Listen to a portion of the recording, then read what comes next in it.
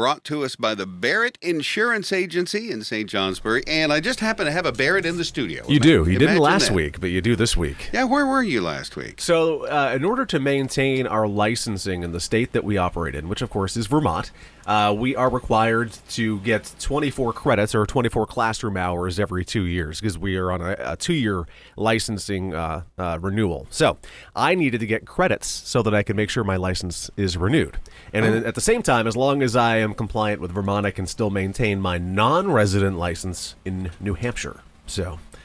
Well, that's cool. Yeah, very exciting, isn't it? Yeah. Sitting in a classroom for a 6-hour class, and I say 24 credits. It's not like it's college classes, but we typically will go to a class that has, somebody who's a insurance professional, beyond professional, who teaches the class all day, and we're learning new things all the time. So it's kind of like you don't want to go to the doctor who hasn't learned a new procedure in 10 years, So it's good for us to go. Absolutely. Yeah. Well, I appreciate you doing that so that I don't have to.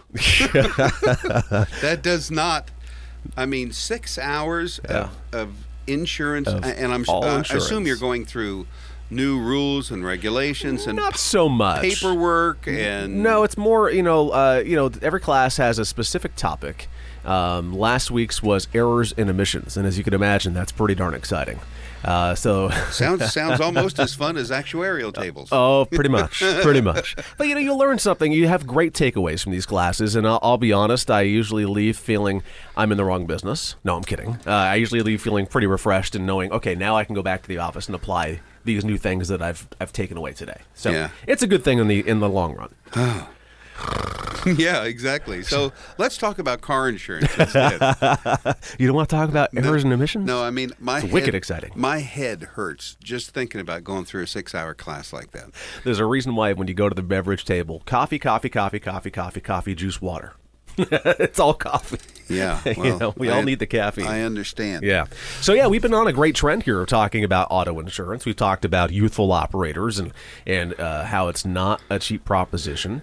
A lot of folks certainly try to get around the need to list a youthful operator to try to save costs. I don't necessarily recommend that because remember, insurance companies have their rules and they ask specifically if there are drivers not disclosed. Right. You need to have proper representation. You don't want to have material misrepresentation, which of course is in many states considered a felony, including Vermont. Wow.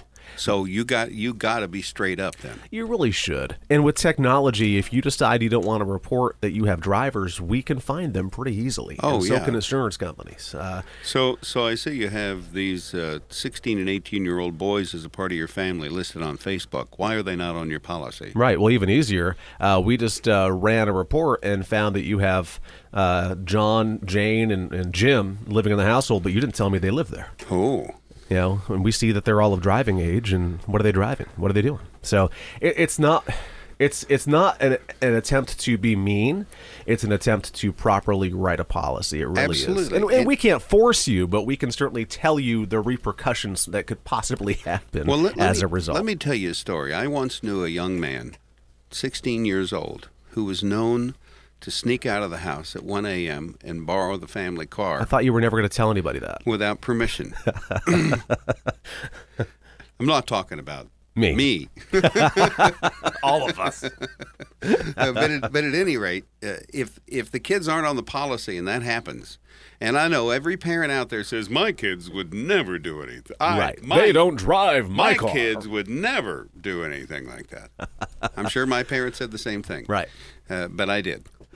And you got to make sure they're covered. Now, all right, so let's think about it. You do this. Your parents did not disclose or list you as a driver. You get into an accident. What do you think happens? Well, they don't get covered.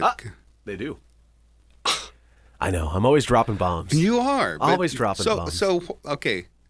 They get covered. Now, if it's found that the vehicle was taken without the owner's permission, there is some ground there to say, no, we're not covering that. Your car was technically stolen. I mean, there's that. I have seen variations of that in general terms. But if you are, in the household, you're driving the car with permission, but you're not listed, it is covered. But let me tell you this, the insurance company then goes, okay, so we're paying a claim for Val. Why is he not on your policy? You got to prove to us that he has insurance, or you have to list him. And some companies can even go so far as to say, and this is in general, again, they can go so far as to say, well, when did he get his license? Oh, 3 years ago.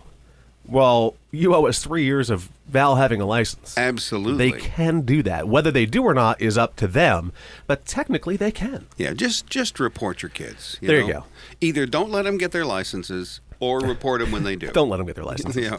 Let them have their permit, because Right. there's no cost for that, Or and they something. can still drive. So auto insurance is an animal. It really is. And next week, Val, because I know we're getting long here, I do want to talk about what happens when you buy a new car or replace an existing vehicle. There's some things that I think people would really benefit from hearing about. All right, so we'll do that next week on Good Policies, brought to you by the Barrett Insurance Agency, 748-5224, or online at thebarrettagency.com. And, of course, on Facebook, Barrett Insurance Agency. All right, and we'll talk next week. Have a good one.